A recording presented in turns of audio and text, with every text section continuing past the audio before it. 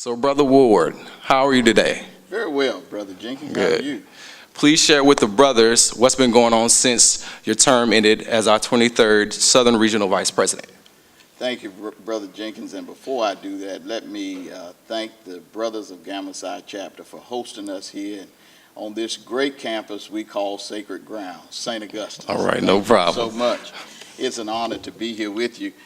I would say since I ended my career as Regional Vice President in August of 2009, I would sum it in a way of there was a test that led to a testimony filled with great achievement, but also some dark days. But the sun did shine again and continues to shine now.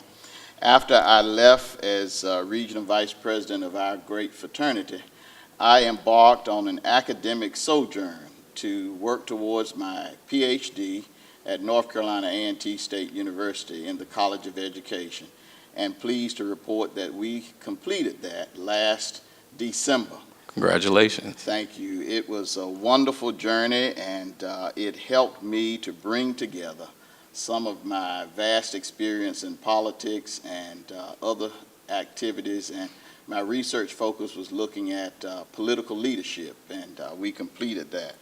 But one of the ways that we were tested, and it is something that has truly turned into a testimony that very few people may or may not know about, but in 2005, shortly after being elected as your regional vice president in March of 2005, in June of 2005, my beloved and late wife, Cassandra, was diagnosed with breast cancer. A beautiful woman whom I met here at St. Augustine's and was my college sweetheart for 4 years, and I married her 1 year after we graduated. So we had 29 wonderful years together.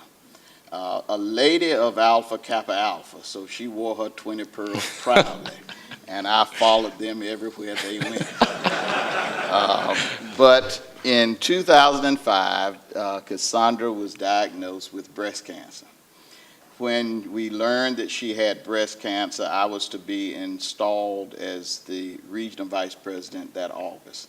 She said to me, I contemplated stepping down as regional vice president because we were told at that time she had stage 4 breast cancer and that she would have to go through extensive treatment with both radiation, mastectomy, and chemo. And when I said to her that I wanted to step down, she said, you will not step down. You will continue to do what is right for Alpha. So we went through the surgery, and when we met with the oncologist, my beautiful wife said, I want to have the surgery so that I can go to the General Convention and be there when my husband becomes installed as regional vice president. And she was there. But the commitment was that my entire family had to go to give her the support that we needed. So for 5 years, we thought we had beat breast cancer, but in 2010, the cancer returned in her lungs, and subsequently, she had a fight that ended September the 15th of 2011. So what most people don't know is that when she was diagnosed with the return of cancer, one day my father died 3 days later. So I lost my father in November of 2010, my wife in 2011, my aunt whom was living with us died in June of 2011, and then we lost my mother in November. So I say that we have been tested, but we have a wonderful testimony about two things. One is that I thought during that difficult time of working on both a PhD and dealing with illness in your family, I thought that I was a good Alpha prior to that time. But I really learned what Alpha was all about between 2009 and 2014. Because what most brothers don't know, some of whom are in this room today, is that I learned truly what it means to have a brother with you always. In my darkest days, and there were many, there was always an Alpha brother on my right and on my left. So I would say that I made it through because of my faith and my fraternity. When Cassandra took her last breath, my brother was with me. I made a decision that when my beautiful Cassandra was taken to her final resting place, I had two sets of pallbearers. The first set would be friends that had been with us through our life together, that would take her from the hearse into the church, and then they would take her out of the church back into the hearse.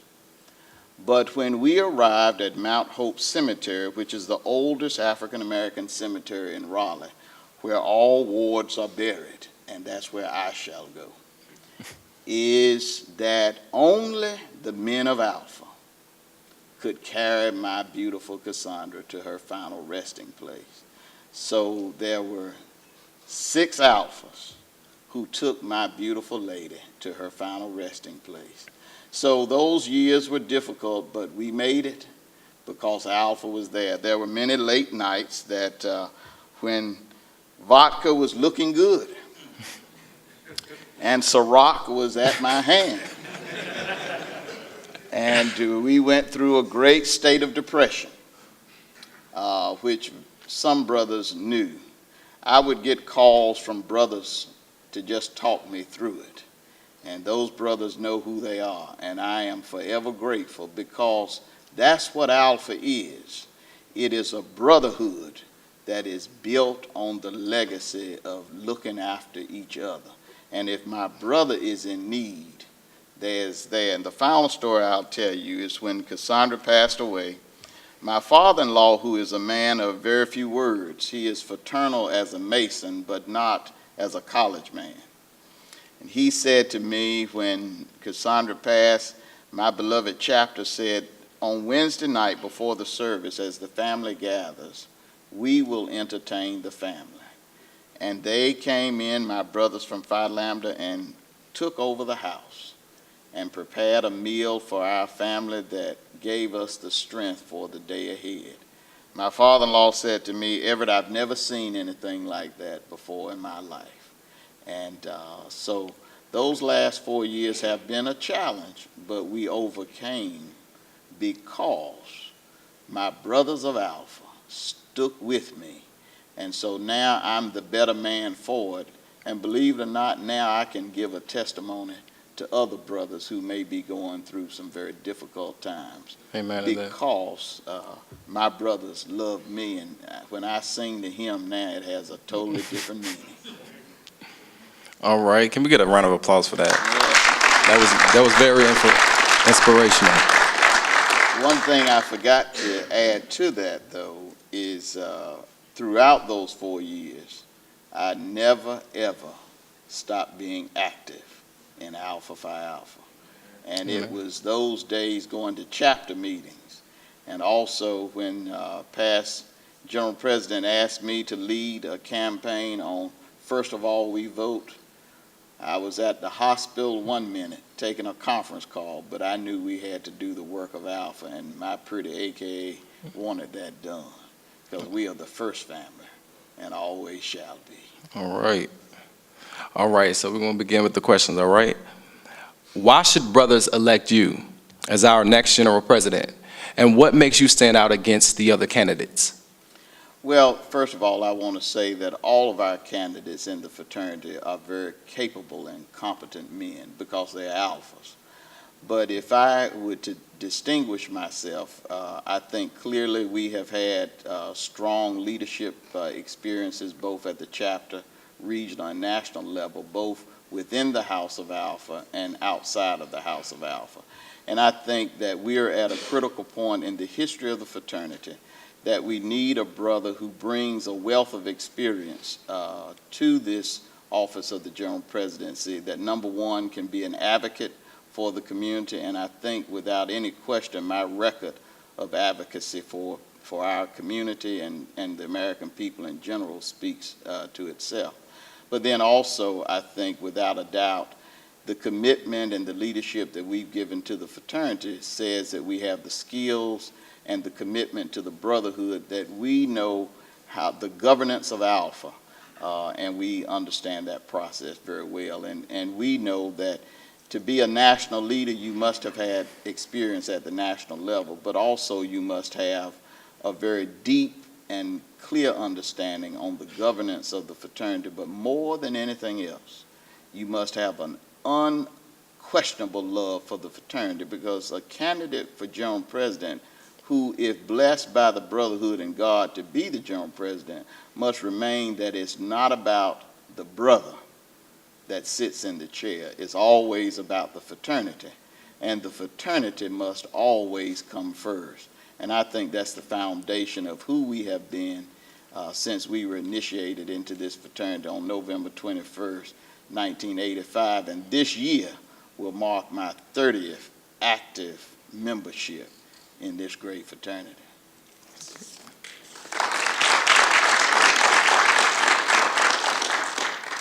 All right. If you were elected general president, how will you balance the duties of Alpha and the duties of interim presidents, or even the president of St. Augustine's University?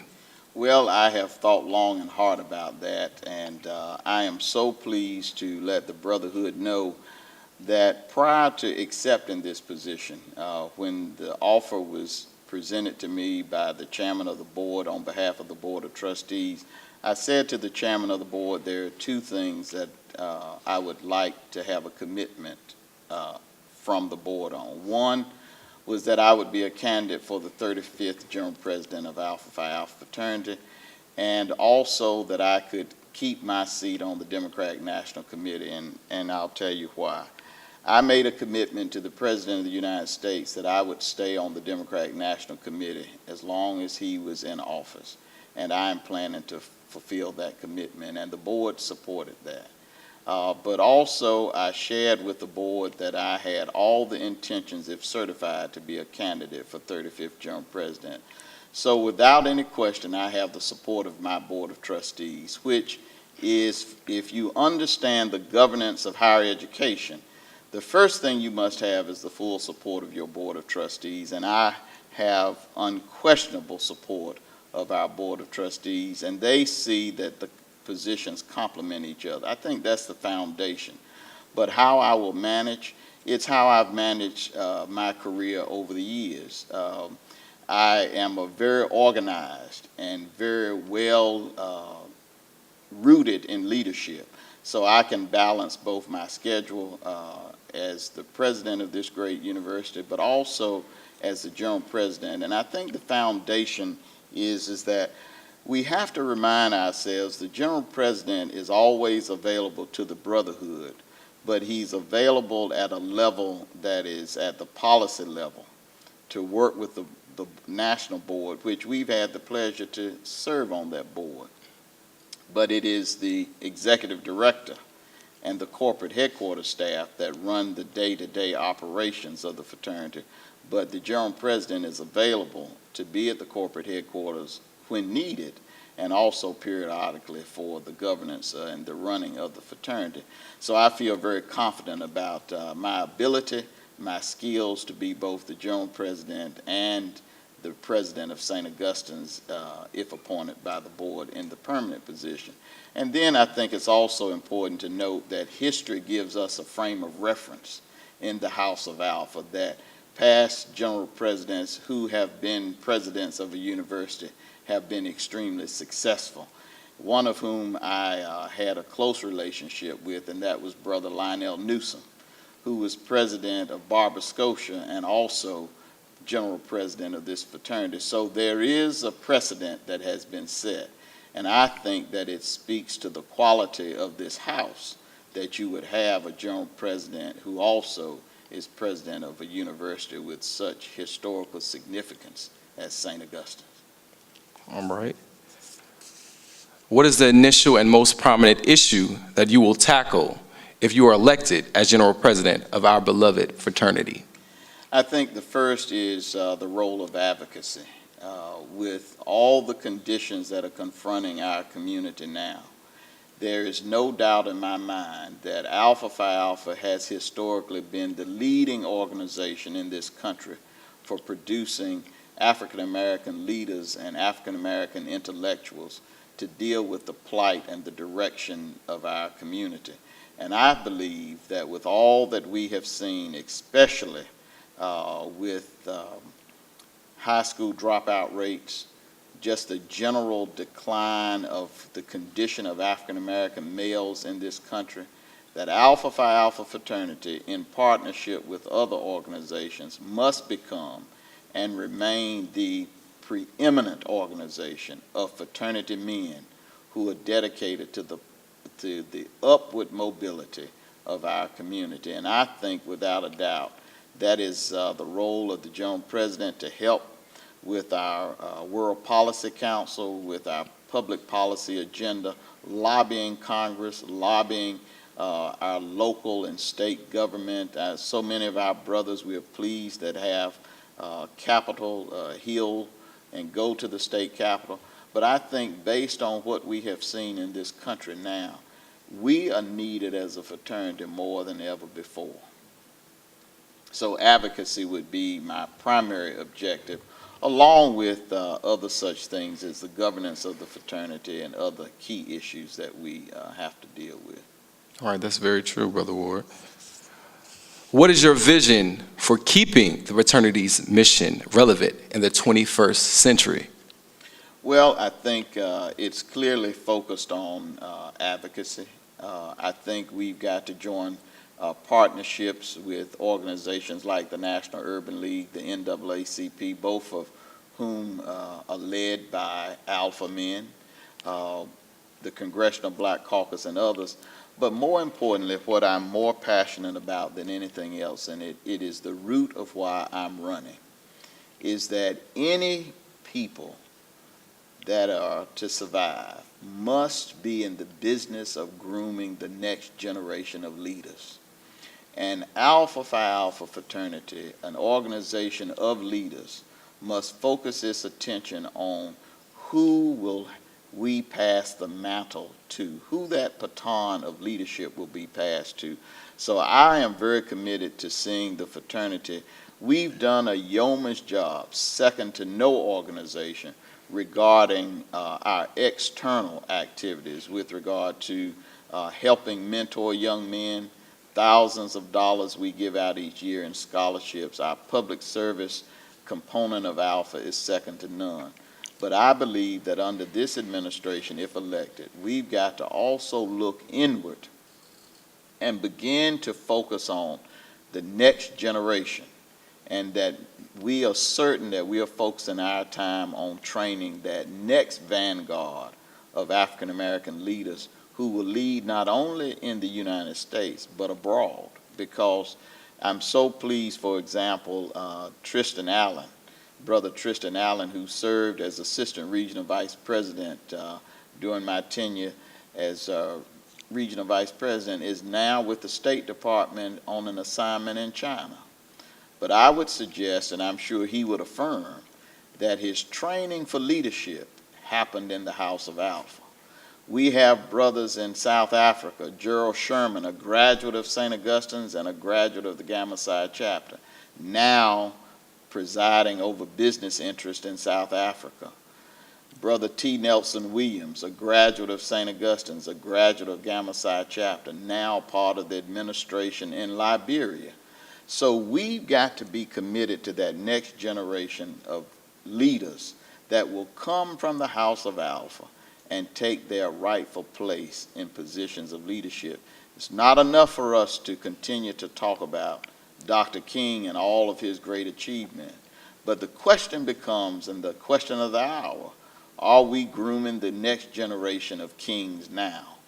And are we grooming the next generation of Senator Brooke, Edward Brooke, who we just lost this year? Who will be the next mayors? Who will be the next chairs of county commissions? I see we have one of our county commission brothers who's chair now in the audience. But who will sit at that table of leadership in the future. And that's what Alpha has got to be all about. Members of Congress who wear the black and old gold, we got to make sure that there are other brothers who take those positions of leadership and even go in places that we haven't gone before. I still say the United States hadn't reached its true pinnacle until we have an Alpha in the White House. I Then they'll know completely agree. leadership. I completely agree. One of the many lessons that Brother Ward shared with me in our everyday life here on campus when I came into his office one day was, if we do not pass that knowledge on to the next generation, that knowledge dies with us. Amen. And that's so very important that you shared that point. What role do you believe the fraternity should have in addressing the issue of mass incarceration and or the grand jury's decisions in the Eric Garner and Mike Brown cases? Well, I think we've got to have multiple strategies. I applaud and commend our brothers who are marching every day because I think that agitation and that presence is so important to let the people of America know that we will not sit in silence while young African American men are being killed in the streets of America. We didn't sit silent in the 1960s, and we're not going to sit silent now.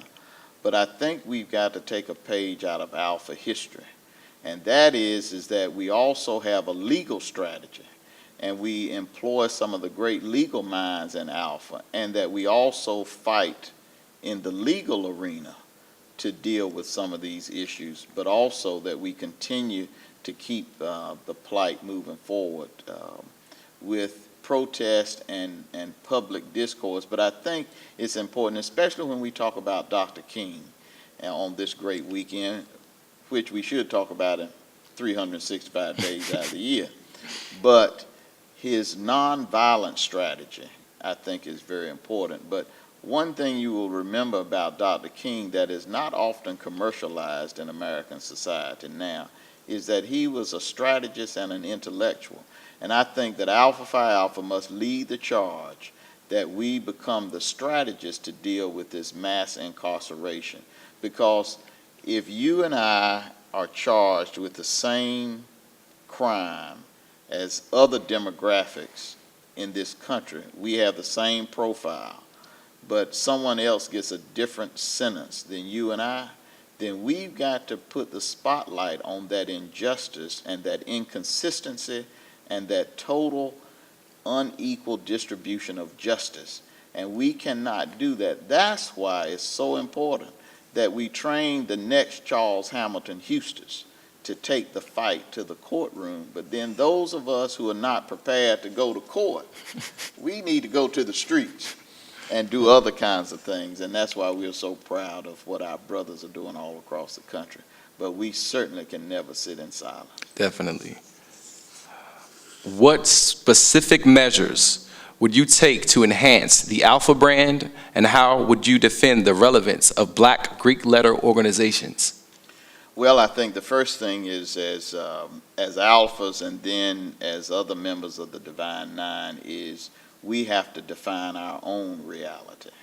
And we have to take control of our own brand. I remember so well that as Regional Vice President, I received a call from someone whom I won't name with a particular organization, and the person said, we would like the Alphas to come and be a part of a program.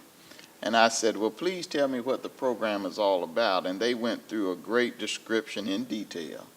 And I said, now tell me what you would like the Alphas to do. And the person said to me, we would like the Alphas to step. And I said, well, the answer is no, because you will not marginalize Alpha Phi Alpha as just a stepping organization. We are men of great intellect, so we can lead the debate, we can present papers, we can put the issues on the table. We'll take that role. You get someone else to step.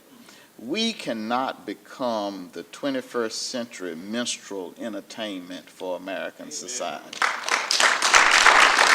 Alpha Phi Alpha, must control its brand. You know, I was so concerned, and while it does not have a direct impact on Alpha, it does have a direct impact on Alpha. At my Christmas table this past year, there was a great discussion.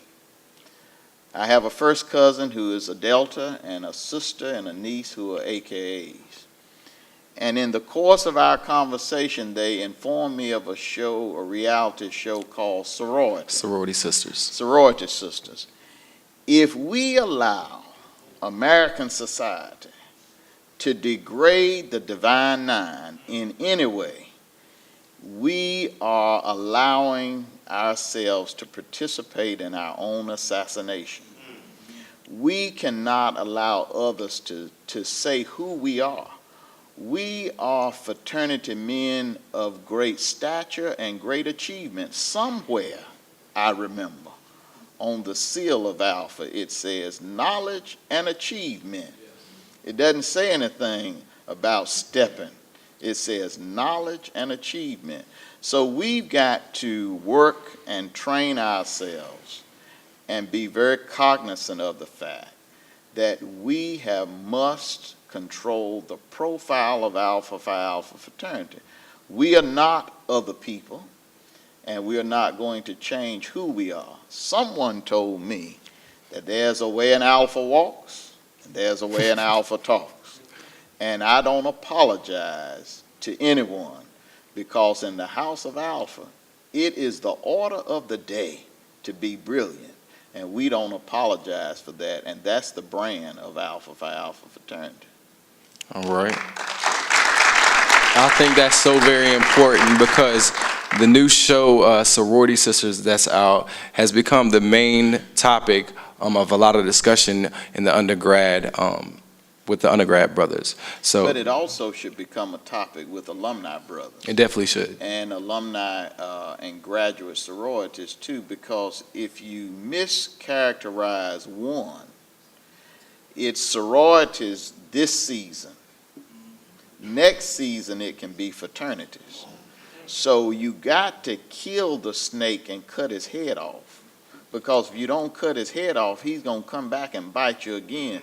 So we should protest just as loudly about what's happening with the sororities, because it will also happen to us if we are not careful. And that same perception could be portrayed upon us. Oh, very much so.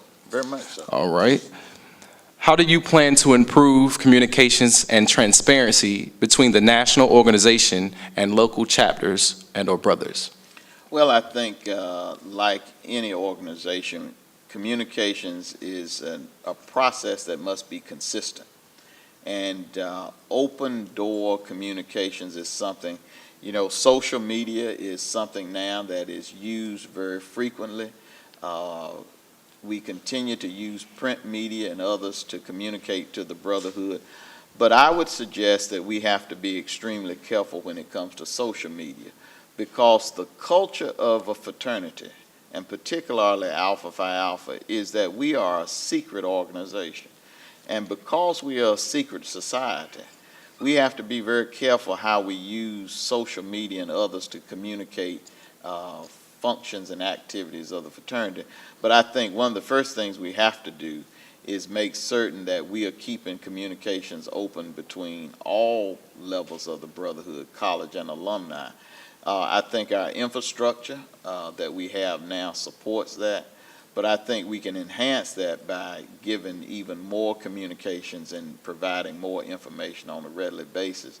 But I think that's one of my strong suits, is that we have, in all the positions that we've held, looked for ways and made ways available to keep lines of communications open, and transparency is something that we would work towards every single day, because the house belongs to the brothers, and as officers we work for the brothers, and so we will always keep communications open. One of the things that I did as regional vice president that I thought strengthened the relationship between college brothers and alumni brothers was we held every board meeting while I was regional vice president on a college campus. Our very first board meeting was on the campus of Florida A&M, hosted by the Brothers of Beta Nu. So we moved our regional board of directors meetings across Alpha South on all college campuses. And what that did, it gave brothers, particularly college brothers, an opportunity to come to our board meetings and be a part of that. And then after our business sessions, we always had a brotherhood social together. So we would go to ball games, we'd drink a lot of Alpha Punch, and we'd enjoy each other quite a bit. So I think if elected as general president, we would use that model as a potential way to strengthen communication. All right. How will you bridge the gap between college and alumni brothers? Well, I think the first thing we have to do is make certain that we recognize each other as brothers first. And the only way that can happen is when we are in frequent contact with each other. I think that it's very important for alumni brothers to visit college brothers, and I think it's very important for college brothers to visit alumni chapters as well. But more importantly, outside of the chapter structure, there can be some professional mentorship with brothers. So if a brother is majoring in accounting and has aspirations to become a CPA, we should partner that brother with a professional mentor in the chapter who can help guide that career and open some doors. I think we all have benefited. I know I have benefited throughout my career in Alpha, particularly as a young Alpha, when brothers who were in the fraternity could open a door that had seemed closed. And I think that's the best way. It's not only what happens inside chapter meetings, but it's also what happens outside of chapter meetings as well. So I think that is a way that we can really help each other and support each other. Recognize each other as brothers first, where we respect each other as brothers, and also pass the legacy on. Because if I don't pass on to you what it means to be an Alpha and help you both professionally and both in the House of Alpha, I've done myself and this fraternity a great disservice, as well as you. I think that's so very important. And fortunately, the Gamma Psi chapter, we do have that open line of communication with our alumni chapter, Phi Lambda, and we're so grateful for that. So, Brother Ward, what are your thoughts and views on pledging and hazing allegations that we read about in the news? What can be done to improve the IMDP process to alleviate such issues? Well, I think, first of all, we have to understand that hazing is something that cannot be tolerated. And I think as General President, the position is clear that we cannot tolerate any form of hazing. Hazing could potentially destroy the fraternity, and any practice that threatens the existence of this fraternity must be dealt with, and it must be dealt with swiftly and with a very deliberate speed. I think what we've got to help brothers understand, and we've got to work with them, that there is a process for which we bring men of quality into this fraternity. The Brotherhood has spoken, and I think that as long as the Brotherhood has the IMDP process in place as it is currently organized, we've got to follow that process. Now, if there's an evaluation of that process and brothers through the general organization, which would be the General Convention, decide to make a change, then we've got to adhere to that.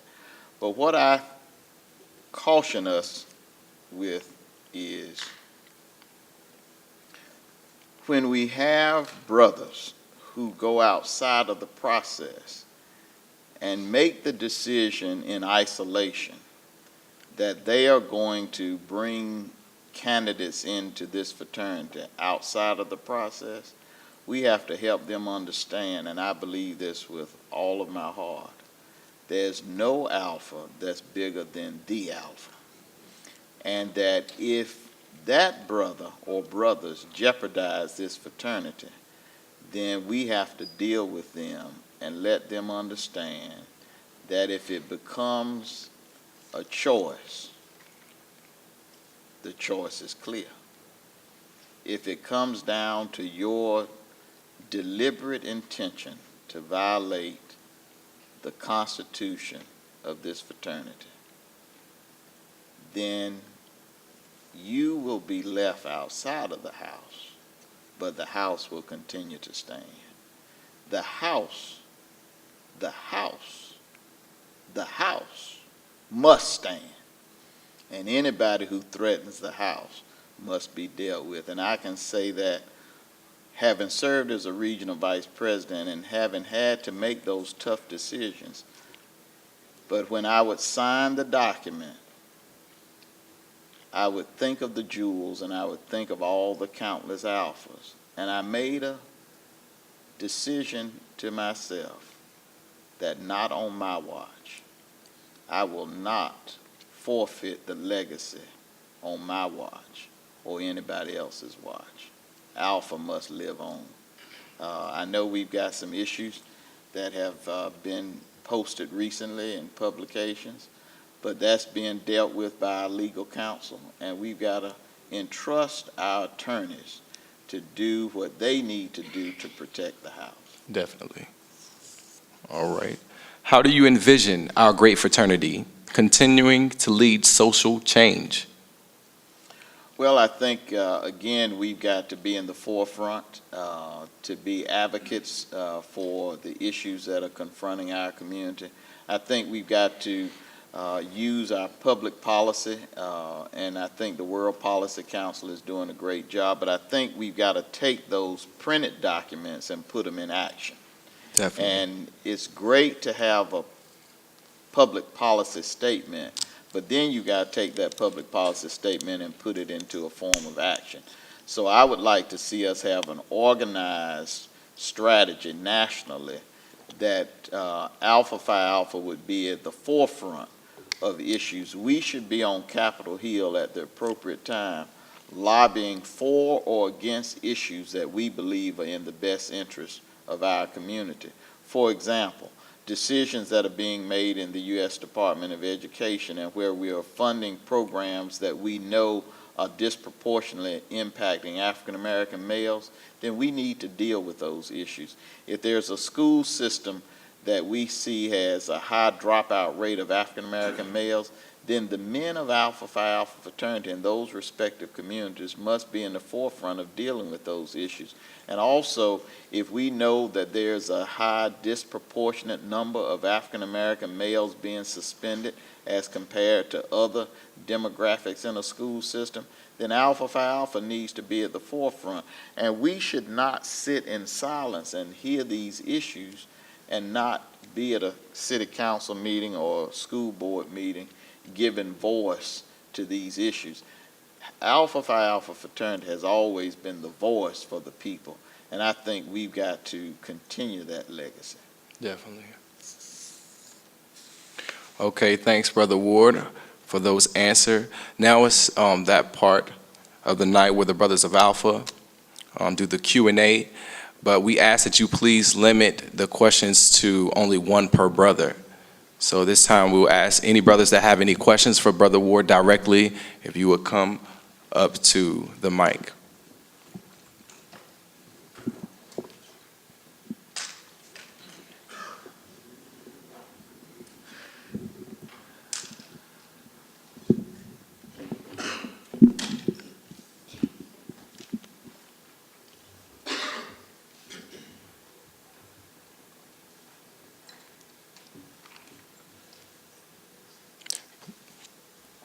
When you ask your question before, if you would please state your name and your chapter. Absolutely. My name is Brother Hebrew L. Dixon III. My chapter is Eta Lambda. Brother Ward, my question this evening is, can you give us your vision and view of how economic development should be incorporated into the goals and objectives of the organization? Well, I believe, having served as chairman of the Building Foundation for the fraternity, I'm very committed to economic development. I think if there's an example of how Alpha can do that, we've done it with our Building Foundation. And there's even more reason we need to do it now. If you look at communities throughout this country, particularly neighborhoods within what has often been defined as the traditional African American community, there are great opportunities for economic development in our community. In Chicago, for example, on the former site that was the national headquarters of our fraternity, it was the building foundation under the leadership of General President Milton Davis that went into Chicago and put a plan in action where we built homes and then sold those brownstones back within the community. And because of Alpha's economic development focus, we immediately transformed that community. And one of the things that we learned early is that if we as men of Alpha and we as African Americans as a community, we've got to reinvest in our own communities before we invite others to do it. And I think there's great potential all across the country for men of Alpha to reinvest into our communities. In Goldsboro, North Carolina, for example, as early as 1969, the Alpha chapter there built something called Alpha Arms, and there are apartments in Goldsboro, North Carolina today because the men of Alpha believe that economic development needed to be a priority and neighborhoods can be changed. And I would suggest that throughout Alphadom, there are opportunities for us to do that. One of which I think I would love to see the fraternity one day build its own hotel, because we spend thousands of dollars, millions of dollars each year going from hotel to hotel for various functions. We could build our own hotel or buy a hotel, refurbish it, use it for leadership institutes, use it as a conference center and rent it out, and make some money for our own communities and take that economic opportunity and show, as we always have, that men of Alpha have a vision that's beyond the traditional vision. So I think there are great opportunities for that. Thank you for that question, sir. Good evening, Brother Jenkins. Good evening, Brother Ward. Good evening, Good my evening. brother. Eric Heath, Beta Theta Lambda, Durham, North Carolina. My question surrounds retention of brothers. Yes. Something pressing on my mind, being in leadership, district leadership for the past 8 years. The trend, I tell almost every incoming class that 80% of these gentlemen probably won't be seen in the next 2 to 5 years. We won't know you, we won't see you, you'll become inactive. What's your vision with respect to retention and retaining new members and going out and reaching brothers who are already made and bringing them back into the fold? Well, I think, Brother Heath, the first thing we have to do is make a true assessment of the relevancy of the roles that we play. And what I mean by that is, as Alpha men, we are extremely busy. That's because that we are alphas. If we were something else, we wouldn't be busy.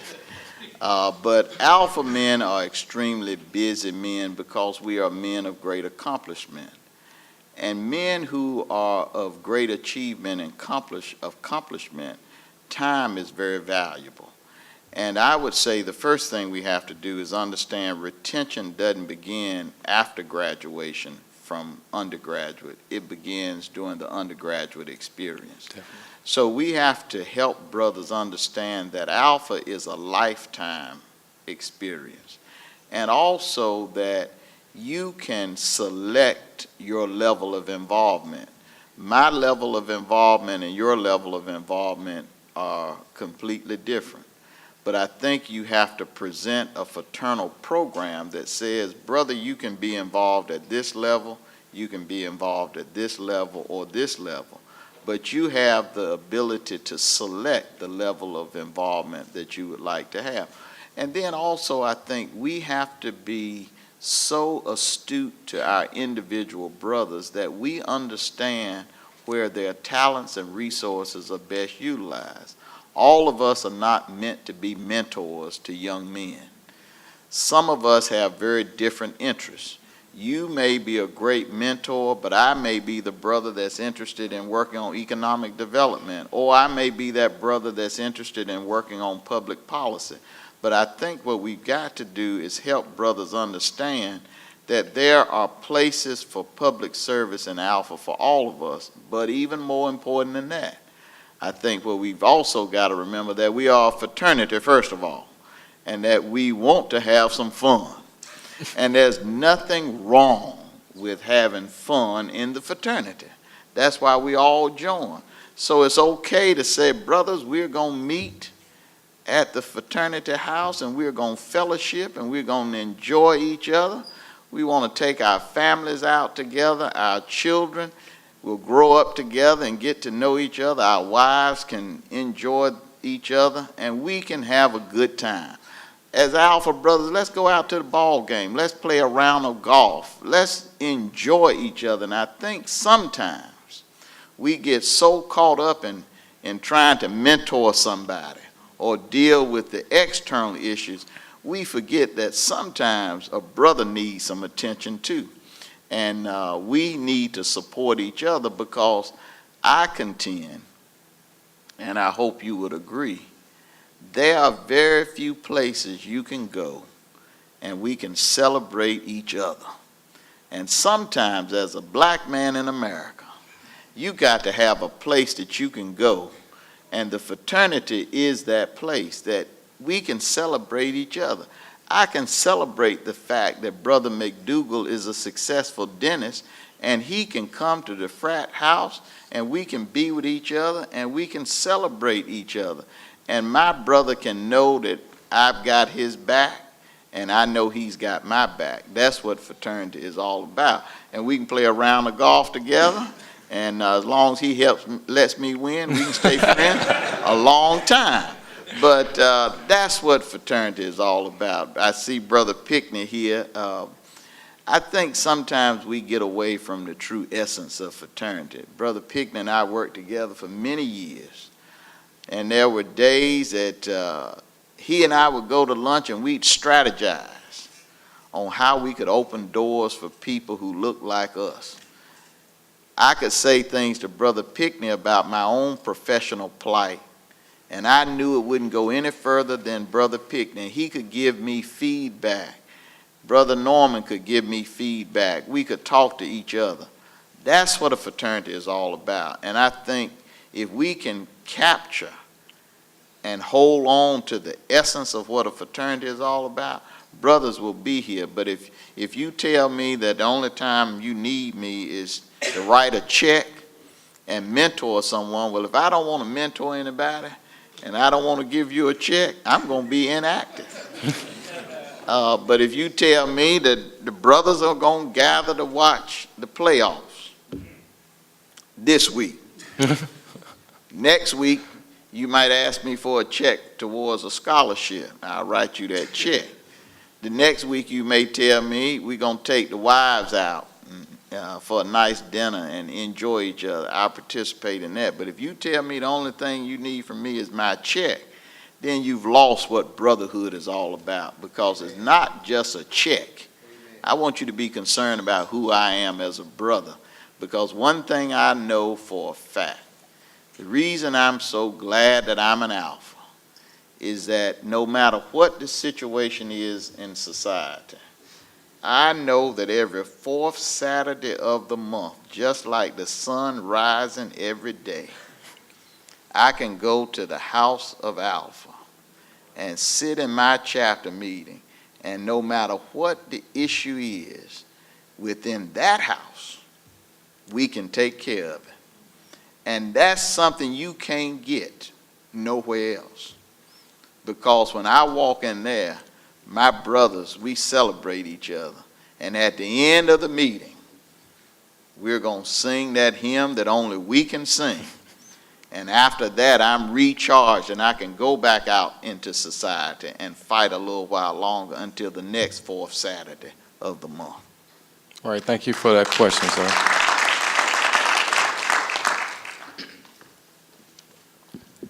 Good evening, Brother Ward. Good evening. Brother Cecil Howard, New Ada Lambda Chapter, Gainesville, Florida. Brother Howard. It's my great good seeing brother. you. It's great traveling up to North Carolina to spend some time with you. Thank you, my brother. I had a question that, and this is from several brothers, and we tried to compile it to give it to you in one question here. As it pertains to hazing, some brothers say that we don't want to look at the facts of the problem. Some will say not only do we not look at the facts, we probably have not defined the problems. So the question would be, what are the problems facing our fraternity that are vitally important yet often overlooked? I'd say retention. I think Brother Heath hit on it earlier. If we continue to bring members in, but we don't sustain active membership, I think that is an immediate threat. But I do think that in these days of fashionable lawsuits, that if we continue to have brothers go outside of the process for bringing candidates into the House, that we could potentially jeopardize the House through a legal proceeding that could have a devastating impact. But I think the first thing we've got to do is, when you look at our numbers as far as active members, we've got to really focus on that and make certain that brothers are remaining active. But then also, I would say, I'd offer a third. And I hope you will understand my statement. In this time of social change and informality, it is critical that we as alphas hold on to the culture that defines Alpha Phi Alpha fraternity. There is a certain quality of man that should be an alpha. And I think we have to hold on to the fact that everybody cannot be an alpha. And we've got to make certain that all of the precepts that define this fraternity are cherished and we never lose sight. Because what's happening in American society now is informality and social change is engulfing society. But I believe that there must always be an African American intelligentsia that is focused on the plight of our people. And I think Brother W.E.B. Du Bois said it best, but I think it was misrepresented for the advancement of another culture. There must always be a talented tenth. And I think what happened over the years in this battle between the philosophical direction of our community, led by white philanthropic leaders, was that the battle between Booker T. Washington and W.E.B. Du Bois got totally misrepresented. What Brother Du Bois was saying is that there must always be a leadership that is at the forefront of moving our people forward. And I think we've got to make certain as a fraternity that we don't change who we are. Because if we change who we are, there will be no other gatekeepers to protect the house. And when I say the house, not just the Alpha house, but the entire community house. Because if you lose the final flank, everything else is gone. So you leave the house abandoned and it's no longer protected. So I hope we'll hold on to Alpha. As I tell everybody, we used to sing that song, we don't sing it anymore. If it was good enough for Callis, it's good enough for me. So I'm going to keep on fighting and keep holding on, because when I'm dead and gone and in Omega chapter. I want these young brothers here to carry the fraternity on and don't become who we are not. We want them to carry it on the way Callis wanted it carried on. And it's not in Alpha's best interest, and it's not in society's best interest for Alpha to become what it was never intended to be.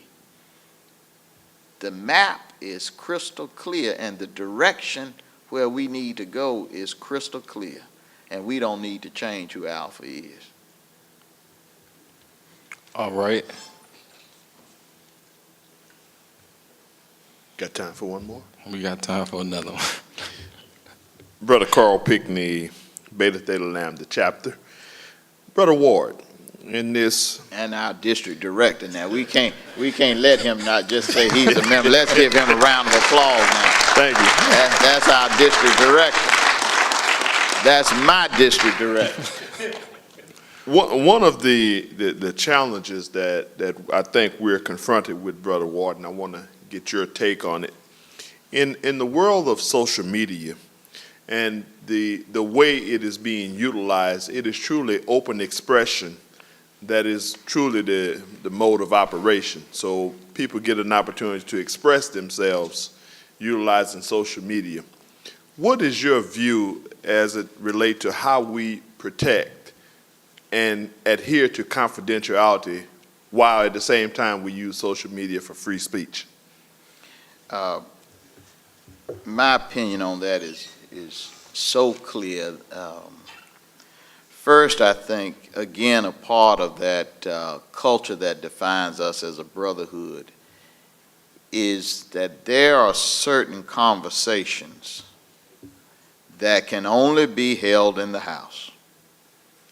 And all of us know what the ritual says. And I will not violate the oath by repeating it.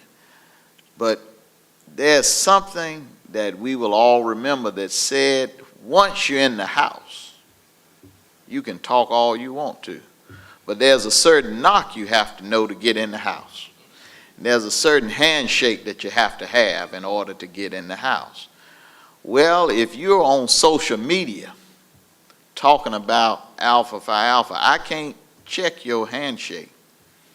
And I don't know that you know the knock.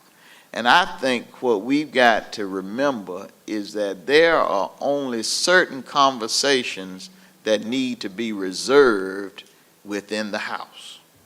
Now, if you want to send me a Twitter or email or what's the other? Instagram. There you go, Instagram. I'm getting that, brother. I'm getting that. I'm much improved. If you want to tell me the brothers will gather, I won't say where we're going to gather. What's the place we like so much? Hula.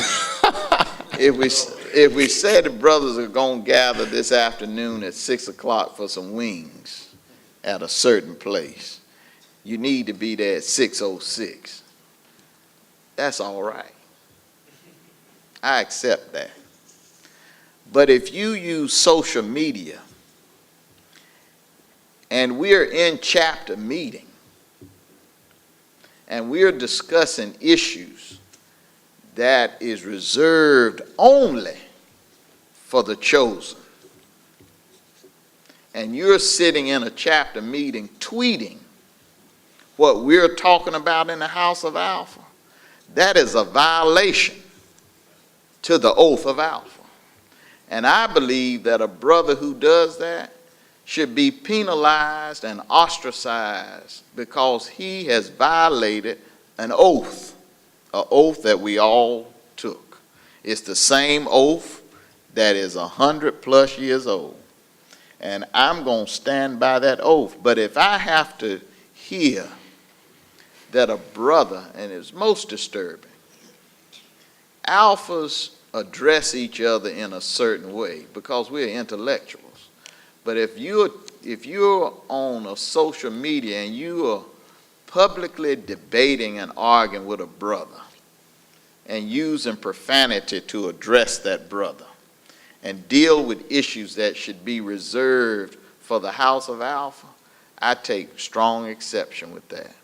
And so I hope we can help brothers understand how social media should be used and how it shouldn't be used. And also that there is a culture that defines who we are as alphas.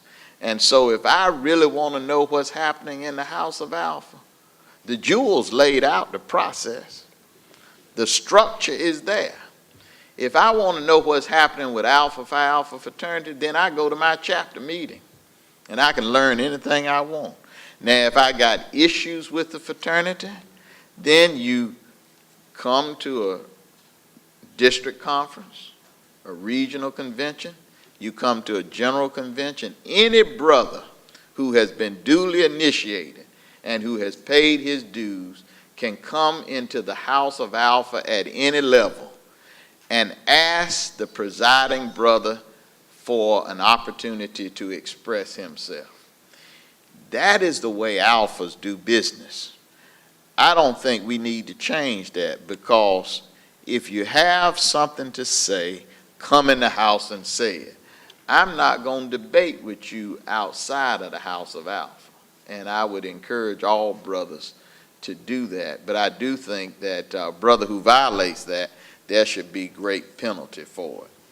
And I would be the first one to exercise that penalty, because I just believe that the house must be protected at all times.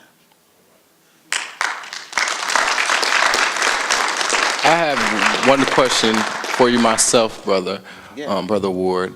What do you say and what advice would you give to a brother, whether that be undergrad or alumni, who hasn't, as you spoke before, hasn't understood or received that eminent expression of friendship or brotherhood? What do you say? What do you advise that brother? Well, I think, first of all, we need to find out what were the issues around and how that brother did not receive that.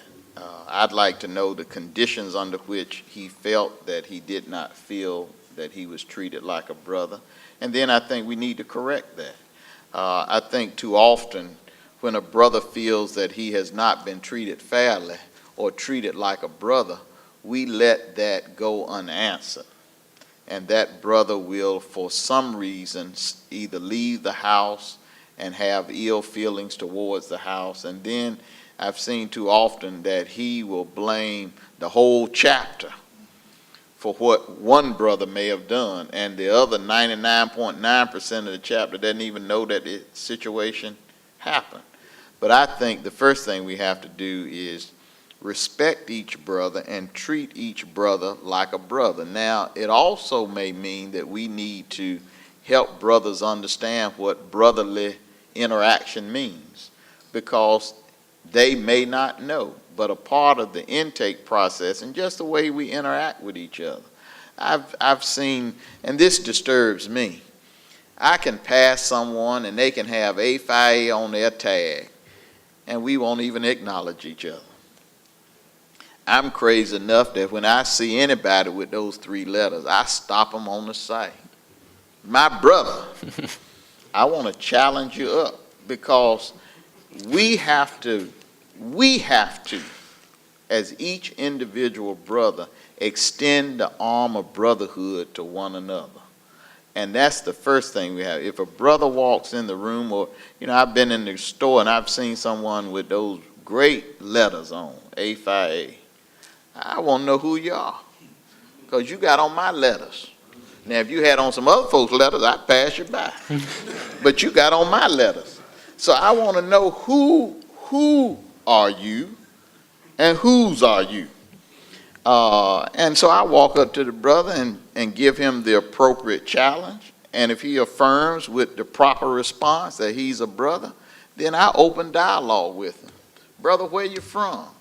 Come out and join us at our chapter meeting. Where you work? And he may tell me he works at this particular. I said, well, do you know Brother T. Juan Manners? He works out there too.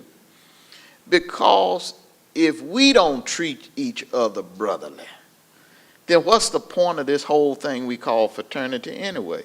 If you want to just be in something, join the Rotary, join the JC, join all that other stuff. But if you want to be in a fraternity, it says that you want to be a part, and you want to be a part of an organization where men of like quality come together. Amen. And we enjoy each other, and we come together for the betterment of society and the betterment of brotherhood. So that's why you join a fraternity. But if I just wanted to be in something like the Rotary that meets every Monday at 12 o'clock and talk about the business affairs of Raleigh, then I'd have joined the Rotary. But I don't want that in Alpha. And I think we have to treat brothers in such a way that they always feel welcome. And that's not just reserved with alumni brothers. Speak to a college brother, no matter where he is, whether he's a student at St. Augustine's, whether he's a student at North Carolina Central, North Carolina State, because he's an Alpha, it says something about the quality of man that he is. So if I'm in Durham and I see a young man who is wearing the letters and he's a student at North Carolina Central, I'm going to say, my brother of Gamma Beta, nice to meet you. And I think that's what we have to do with each other. But that's the essence of brotherhood. And if we are not in the business to treat each other well, then we need to close the house up. All right. Thank you so much for that answer, Brother Ward. We're going to be taking one more question. Brother, you had one question. Brother John Kendall, life member from Chicago. How you doing, Brother Ward? My fine Attorney Kendall, my counsel brother. As you know, we've had discussions in the past about branding and how people view Alpha. Yes. And in society today, and not just society, even sometime amongst our own brothers, we confuse what it means to be an Alpha man. And I've heard you tonight allude to it and you talked around it. But let's imagine that the 7 jewels, the spirit of them are standing in front of you. And they charged you with making sure that people understood what it means to be an Alpha man, not only in word, but also deed and service. What message would you put out there so that people would understand Alpha Phi Alpha fraternity is different from any other fraternity? Well, thank you, Brother Kendall. I think the first thing I would say to these individuals who are seeking membership into Alpha, or who are already, people who are seeking membership or who need an understanding about what Alpha is. Which one is it? Everybody. All right. Well, I would start the dialogue like this. I heard Milton Carver Davis say it at a convention in Orlando, Florida, at the Peabody Hotel. I think it was around 1998. And he said, Alpha Phi Alpha fraternity is not for everybody. And I would just add to that and say that Alpha Phi Alpha fraternity is a hard organization. And it requires a man to be of a certain quality and of a certain intellect. When you read the history of Alpha, the 7 jewels were no ordinary men. They were men of great intellectual accomplishment for the mere fact that in 1905 and 1906 they were at Cornell University. And they were men who understood that while they were given great privilege, they understood that they had a great obligation. And their obligation was to leave Cornell and then go to Howard University, because they understood that the plight of our people required that you not turn your back on our people, but that you take your hand and you reach back and you pull others along with you. That's the essence of what Alpha Phi Alpha is all about. We have always been men with choices, but we made the conscious decision to reach back and pull others.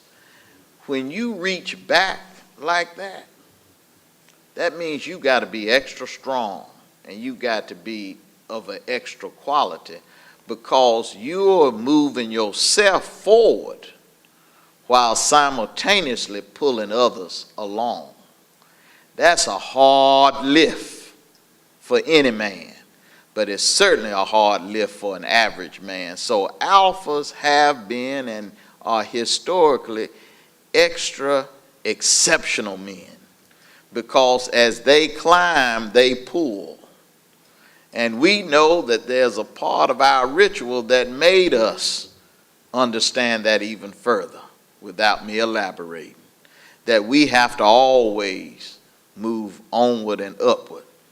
And so I would say to society at large that to be an alpha requires you to go into the depths of your being that the average man cannot.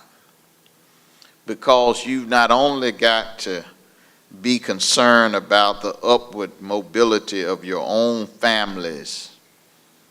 See, all of us are successful.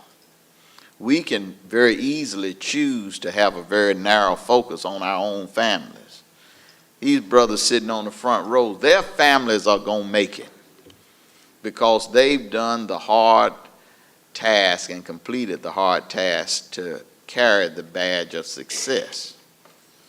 But they've made the conscious decision through Alpha that it's not only about my individual family and my individual success, but I've got to be concerned about those people that have nobody to advocate for them. And Alpha will be that man that will advocate for folks who don't have anybody to advocate for them. When Charles Hamilton Houston, the dean of Howard University's law school, went into the South and organized and began to develop a legal strategy to open doors for the oppressed people of the South, he was born into success and achievement and affluence in Washington, D.C. He could have very easily stayed in Washington and been just the dean of Howard and been a part of all the social circles of comfort. But this man risked his entire life and traveled the South and built one of the largest law strategies against oppression in this country. But he also mentored Thurgood Marshall, and he made sure that that legacy lived on. That's the legacy of Alpha. Or when Rayford Logan in the 1940s wrote a book along with Charles Wesley and others, published by UNC Press, and said, "Why we can't wait." And this is what the Negro wants, because they use their mind to fight against oppression. So I say to anybody, if you're timid and weak, if you got any question about your manhood, you shouldn't be an alpha. There are other organizations for you, and you should join those. I encourage you to join them. And I don't say that sarcastically, because I firmly believe everybody doesn't deserve to be in the circle. And everybody shouldn't be in the circle. I have a lot of folk I know, and they are doing at the level that they can do.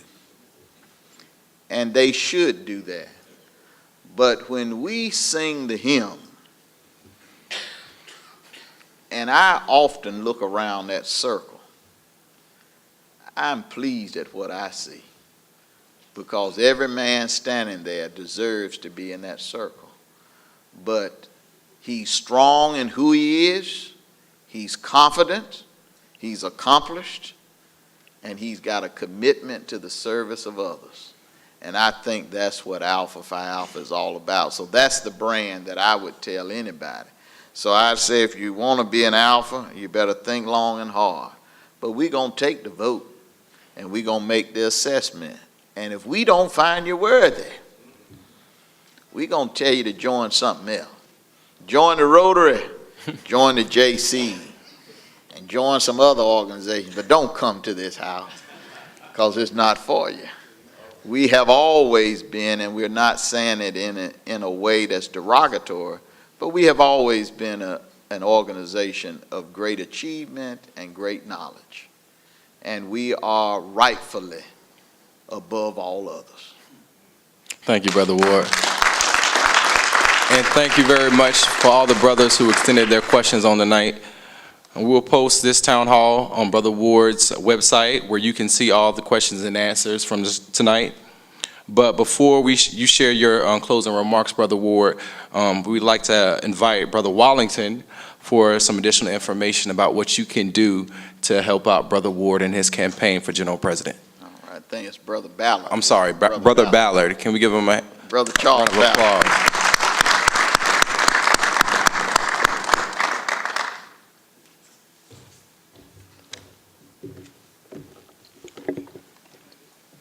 Good evening, brothers. Good evening. I don't have a mic here. I Good think you evening. can hear me pretty well. My voice. Thank you. All right, Dave, we'll get the mic up here.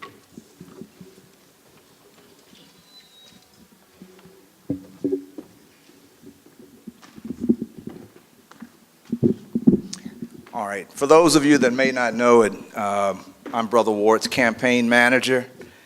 And Brother Ward and I, we often get asked the question, Brother Ward, what can we as alphas do to support your campaign? What can we do to help with the campaign? So we gave this some thought, and we want to give you some answers to that question. And I think, first of all, by coming out tonight, you've demonstrated an interest in Brother Ward and the campaign. So let me say thank you for being here to participate in this town hall. Number one, we need all of you to be enthusiastic advocates for the campaign, taking every opportunity to promote Brother Ward's candidacy during your interactions with brothers. Don't be bashful. Be proud. Promote him, especially coming from his home base of North Carolina. If the brothers around the country don't see the enthusiasm coming from us in support of this brother, they may question how legitimate it is. Number two,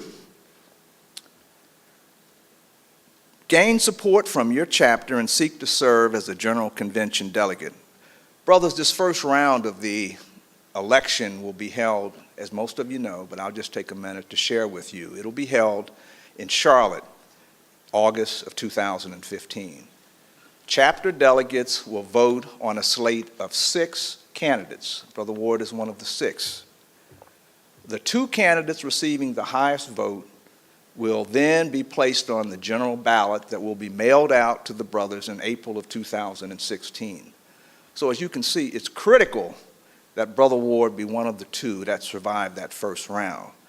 So we need you to serve as a delegate if you can, or if not, work with your chapter to get your chapter to commit your delegate strength to Brother Ward. Number 3, brothers, running a campaign is expensive. I was around when we ran Brother Ward's campaign for Southern Region Vice President. And Brother Pettaway, the campaign treasurer, and I were talking about the expenses then versus the expenses that we're having to incur now. Bros, this is expensive. And those of you that have been involved with campaigns at this level, you know what I'm talking about. So we need you to make a contribution to the campaign. Brother Pettaway has some envelopes with a card inside, and I don't know if he's passed those out, but Brother Pettaway, would you take the opportunity to do that with this group and give them the opportunity to, A, make a contribution, if they're equipped to do so, if not, B, make a pledge, and there's an envelope that you can mail those in. Number 3, provide a testimonial as to why you believe Brother Ward is the right leader to serve as the 35th General President. If interested, see me or Brother Wallington, Chuck Wallington, and we can provide you with the information, the template that we would like to receive these testimonials in. Number 5, provide the campaign with your contact information within your Alpha network so we can continue to build our database. Chapter listserv is a great example of what you could provide us with. And finally, register and attend the Southern Region and the General Conventions. We plan to have a campaign pin available for you to proudly wear at a later date. Brothers, the enthusiasm and the groundswell for this campaign has got to come from North Carolina. If we don't carry this forward, brothers, where's it going to come from? So I encourage you to get involved with the campaign, make a pledge, write a check, charge it, we can take them all. Thank you, brothers. Thank you. All right, at this time, we're going to have Brother Ward to have his closing remarks. To Brother Jenkins and to my brothers of Gamma Psi chapter, brothers, where are you? If you can come down front so we can give our brothers of Gamma Psi chapter, students at the greatest university in the world, St. Augustine's University. Let's give our brothers a round of applause. Brothers, come join me.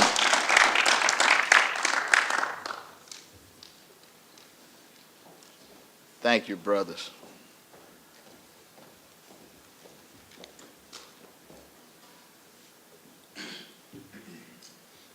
I want to thank Brother Jenkins and the brothers of Gamma Psi chapter for hosting this and hosting the brothers on the campus of this great university. I thought long and hard for a long time and did a lot of soul searching on why I believed I should seek the general presidency of the greatest fraternity in the world. And it is crystal clear to me why I should do it. And it stands before you right now in these brothers. This is why I want to run to be general president. If we don't pass it on to these brothers, and they pass it on to the next generation of brothers, and to the next generation of brothers, then we have done this fraternity a great disservice. One of the first questions Brother Jenkins asked me, he said, tell the brothers what you have been doing for the last 4 years after you left as regional vice president. And I shared with you that we had been through a test that turned out to be a testimony. Brothers, let me tell you something. When you have buried as many people as I have in 3 years, your priorities become crystal clear. And each time I walked behind that coffin, it became even clearer. I didn't carry, nor did my loved one carry anything in that casket but the attire that I picked out. And I say to you that if we don't concern ourselves with the world that we leave behind us, then we have committed the greatest sin of all. And I think that we have to, without any question in my mind, those of us who've been blessed to be an alpha and who have had certain experiences, if we don't engage ourselves with everything that's happening in society, if you can sit in a recliner at 6 o'clock in the afternoon, at 7 o'clock, and watch CNN, ABC, NBC, and MSNBC, and watch a black man get choked by 6 or 7 police officers in the name of Eric Gardner, or see Trayvon Martin, a young boy, killed because he went to the store and he looked like all of us, or see a 12-year-old boy shot down with a play gun, and look at these young brothers, and we don't think we've got work to do. There's something wrong with you. And I'll say to you, whether I win or lose, when you talk about me, I don't want you to say Brother Ward was sitting in his house of comfort at 3112 Falconhurst Drive in his leather lazy boy recliner and did nothing. This campaign is not about me. It's about these brothers right here, and the brothers that will follow them, and the brothers that will follow them, and the brothers that will follow them. I am running because I want to give this fraternity, and I want us collectively to come together to be the fighters that we were destined to be for our people. Because if Alpha Phi Alpha fraternity sits in silence, we should hang our heads in shame. But I don't know about you, but when you all gather around my casket and sing that good Omega hymn, farewell dear brother, transcendent art thou, I don't want you to have to think about what I did or for what I did it for. Don't worry about me. There's an old song says, some of you may not be old enough to remember, but there's some of you in here that do. There's an old Negro hymn that says, don't worry about me. Don't worry about me. Brothers, we have got to do all we can for our people. That's why I'm running for general president. I don't need for folks to stand up when I walk in a room. I don't need any luxuries, because what I found out in the last 3 years, luxuries can't keep you warm at night. You can have great silver, fine china, and you can have great cars. I got a BMW and a Mercedes, and neither one of them mean a damn thing to me. Because at the end of the day, if we don't do what we need to do, then we should hide ourselves. So I say to you, my brothers, with every ounce of energy that I have and some more I'm going to steal, we're going to win this election. And we're going to win it not because Everett Ward needs a thing. Because I tell you what, I don't need nothing. That's why I want to be your general president, because I don't need anything. And when you don't need anything, you feel good. I sleep good at night. Don't sleep as good as I did for 29 years, but it's going to be all right too.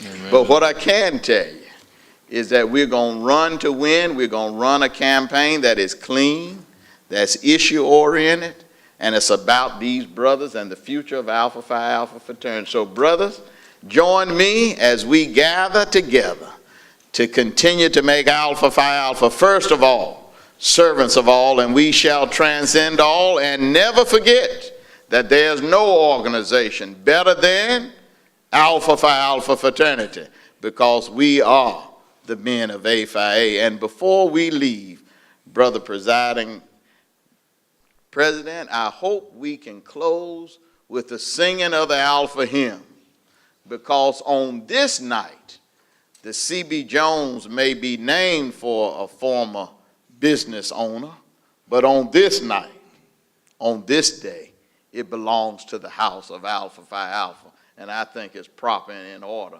that we conclude with the benediction that's going to be given by our brother who's chaplain here at Gamma Psi. Where's my brother?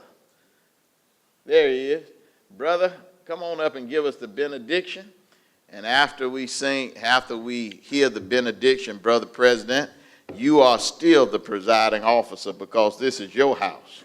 And I'm just a member in your house. So I turn it back over to you, my brother. All right.